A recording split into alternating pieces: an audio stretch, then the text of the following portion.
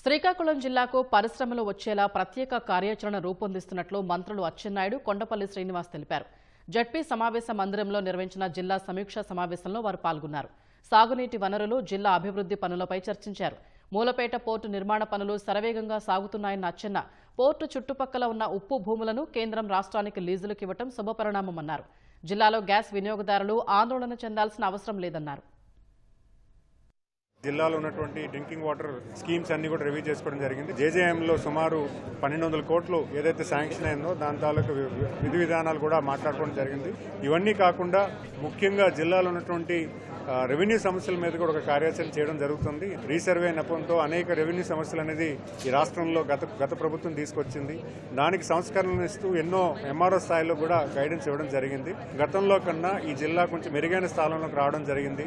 అనేకమైన development work చేయడం జరుగుతూ ఉంది.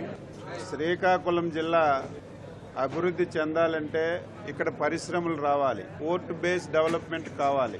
మూలపేట పోర్టు కేంద్ర ప్రభుత్వం ఆధీనంలో ఉన్నటువంటి సాల్ట్ ల్యాండ్లు 380 ఎకరాలు సాల్ట్ ల్యాండ్ని మనకి 99 సంవత్సరాలు లీజుకి ఇచ్చారు. ఇది పెద్ద విజయం. రైల్వే లైన్, 8 వరుసల హైవే లైన్ ఇమీడియట్గా కనెక్ట్ చేయడానికి అవకాశం ఉంటుంది.